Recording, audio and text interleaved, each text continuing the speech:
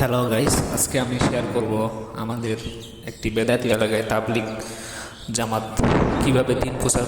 প্রথমে আমরা মাদ্রাসায় ছিলাম, তখন তাবলিগ জামাত যাওয়ার জন্য বসানো হলো এবং আমাদের হুজুরা বললেন যে তোমরা যে এলাকায় যাচ্ছ সেটা অনেক দুর্দান্ত একটা এলাকা, আর সেই এলাকার মধ্যে ইতিপূর্বে কখনো কোনো তাবলিগ যায় নাই, সেখানে বিদআত কুসংস্কারে ভরা, সুতরাং তোমাদেরকে নির্বাচন করে এখানে পাঠানো হবে এবং তোমরা নির্বাচিত, সুতরাং তোমরা সেখানে গিয়ে এমন কোনো কার্যকলাপ করবে না যার কারণে ওই মসজিদে একেবারে তাবলিগ যাওয়া বন্ধ হয়ে যায়। তো ইতিপূর্বেই একজন সাথী আমাদেরকে নেওয়ার জন্য এসেছিলেন, তিনি আমাদেরকে নিতে নিতে বললেন যে ওই এলাকার মধ্যে তিনি অনেকদিন ধরে মেহনত করতেছেন কিন্তু কোনো ফল পাচ্ছেন না। পরবর্তীতে আমরা তার সাথে রওনা হই এবং তিনি দুইটা তসবিহ এবং দুইটা মেসওয়াক তিনি হাতে নিলেন, এটা দোকান থেকে কিনলেন। কেনার পরে আমাদেরকে বললেন যে এগুলো গিয়ে আপনারা মসজিদের সভাপতি এবং গণ্যমান্য ব্যক্তিদেরকে দিবেন।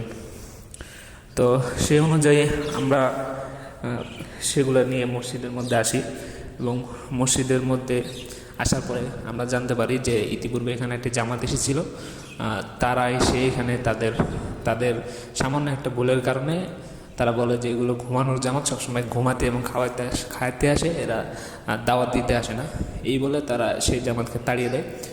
এরপরে আমরা ভয়ে ভয়ে সেই মসজিদের মধ্যে প্রবেশ করলাম এবং মসজিদের মধ্যে আসা মাত্রই আমরা মসজিদের সভাপতি সাহেবের সাথে দেখা করলাম, যিনিও এই বিদআতের সাথে সংশ্লিষ্ট। তার সাথে দেখা করার পরে তাকে একটি তসবিহ এবং মেসওয়াক হাদিয়া দিলাম এবং এরপরে আমরা মসজিদে আসলাম এবং মসজিদে আসার পরে আমরা দাওয়াত কার্য চালু করলাম। দাওয়াত কার্য চালু করার পরে এখানে অনেক ভাই ছিল যারা তাবলিগের ফিকির ছিল, মাত্র 2জন ভাই ছিল এই পুরো এলাকার মধ্যে, তারা 2জনেই দিনকে প্রচার করতো। তো একটা এলাকার মধ্যে মাত্র 2জন, আরও অনেক লোক ছিল। তো আমরা তাদের সাথে মিলে গাছত শুরু করলাম এবং গাছত করতে গিয়ে বিভিন্ন মানুষের বিভিন্ন হালাত দেখলাম। কাউকে দিনের দাওয়াত দেই, নামাজ পড়তে বলি, রোজা করতে বলি, তো তারা বলে যে নামাজ রোজা সবই আমরা করতে জানি, আমাদেরকে দাওয়াত দেওয়ার দরকার নেই। তো এইভাবে তাদেরকে গা হাতে মাথা বুলাইয়া আমরা দাওয়াত দিয়ে তারপরে আসলাম এবং মসজিদে আসার পরে আমাদের প্রায় রাত হয়ে যায়। আমরা বিকালবেলা মাদ্রাসা থেকে রওনা করেছিলাম এবং আমরা মসজিদে আসছি প্রায় মাগরিবের সময় এবং মাগরিব থেকে আমরা রাত 10:30 পর্যন্ত প্রায় দাওয়াত দেওয়ার পরে আমাদের ঘুমানোর পালা। এখানে মসজিদের মধ্যে এমন কোনো রশি ছিল না যেখানে আমরা আমাদের মশারি টাঙিয়ে আমরা এখানে শুইতে পারবো। তো এই জন্য আমরা সিস্টেম করলাম কি, মসজিদের মধ্যে যে সকল চেয়ারগুলো রয়েছে, চেয়ারগুলোতে যারা নামাজ পড়ে সেই চেয়ারগুলোতে আমরা নিজেদের মশারি বেঁধে আমরা সেখানে শুয়ে পড়লাম।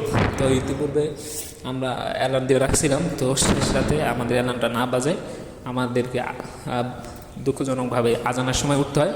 তো ইতিমধ্যে যারা এই বেদাত কুসংস্কারের সাথে জড়িত, যারা এই তাবলিগকে বাধা দিতে চায়, তাদের একজন মসজিদের মধ্যে চলে আসে নামাজ পড়তে এবং সে এসে দেখে যে তার চেয়ারের সাথে আমাদের মশারি রশি বাঁধা।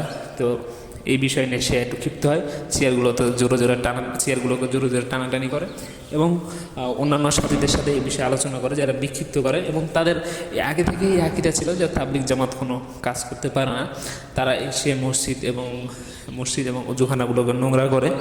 তো এই আকীদা তারা পোষণ করতো। তো আমরা এখানে মসজিদের মধ্যে যত সম্ভব ভালো করে থাকার চেষ্টা করেছি এবং যে সকল নিয়মকানুন মানতে হয় সেগুলো মেনেছি এবং আমরা তাদেরকে দাওয়াত করে খাইয়েছি এবং তাদের সাথে মোটামুটি আমাদের সম্পর্ক হয়েছে। এখন আমরা আল্লাহর কাছে এটাই আশাবাদী যে আমরা যে দাওয়াতের কার্য নিয়ে এসেছিলাম সেই দাওয়াতের কার্যটা যাতে এখানে সম্পূর্ণ হয় এবং আমাদের মাধ্যমে যাতে এখানে দাওয়াতের কার্য শুরু হয় এবং পরবর্তীতে যারা আসবে তারা যেন এখানে স্বতঃস্ফূর্তভাবে দাওয়াত দিতে পারে এবং এই এলাকা থেকে যাতে বেদাতের কুসংস্কার দূর হয়ে যায়। এই বলে আমি আমার কথা শেষ করছি। ওয়া আখিরু দাওয়ানা আলহামদুলিল্লাহি রাব্বিল আলামিন।